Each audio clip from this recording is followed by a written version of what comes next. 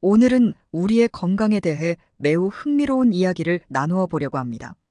여러분, 혹시 이런 경험 있으신가요? 의사 선생님께서 이 음식은 건강에 좋으니 많이 드세요라고 말씀하셨는데, 오히려 그 음식을 먹고 나서 몸이 더 안 좋아진 경험 말이에요. 우리는 오늘 임낙경 목사님의 독특한 건강 철학을 통해 이런 모순적인 상황에 대한 해답을 찾아보려고 합니다. 과연 건강에 좋다라고 알려진 음식들이 정말 우리 몸에 항상 좋기만 할까요? 아니면 우리가 모르는 어떤 비밀이 숨어 있는 걸까요?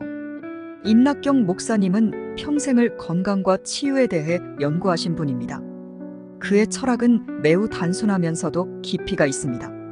자기가 즐겨 먹었던 걸 줄이자라는 것이죠. 이 말이 무슨 뜻일까요?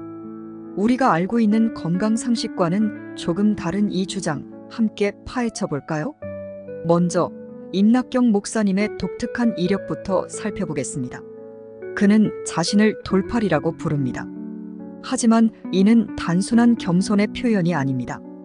그는 이치를 돌파하는 사람이라는 의미로 이 단어를 사용합니다.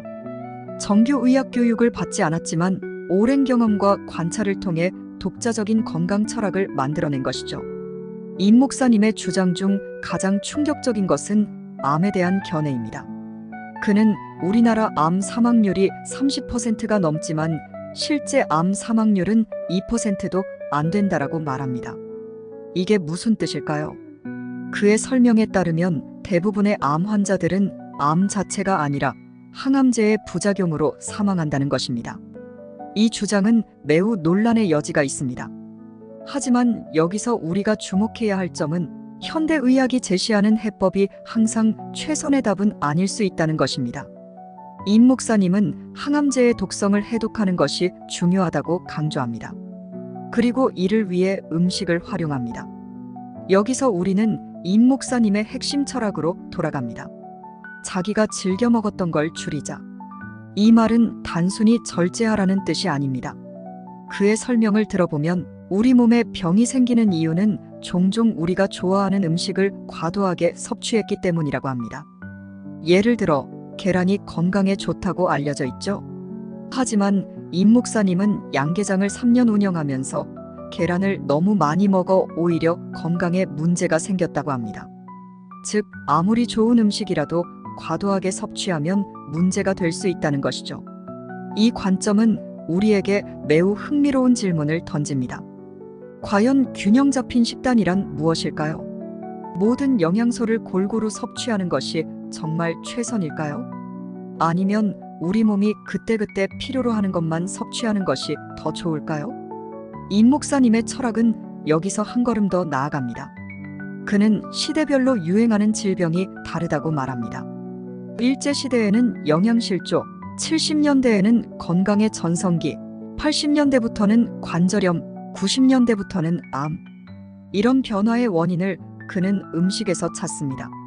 특히 그는 70년대 이후에 등장한 새로운 식품들을 조심해야 한다고 말합니다. 이는 매우 흥미로운 관점입니다. 현대 식품 산업의 발전이 우리의 건강에 어떤 영향을 미쳤는지 생각해보게 만드는 대목이죠.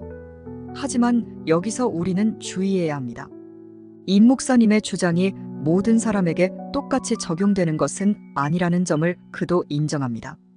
어떤 사람은 라면만 먹고도 80 넘도록 산 사람도 있고 커피를 대접으로 마시고도 90 넘도록 산 사람이 있는데 라고 그는 말합니다. 이는 매우 중요한 지점입니다. 건강에 대한 조언은 결국 개인의 체질과 상황에 맞춰져야 한다는 것이죠. 임 목사님의 철학은 우리에게 전문가의 조언을 맹신하지 말고 자신의 몸에 귀 기울이라고 말하고 있는 것 같습니다.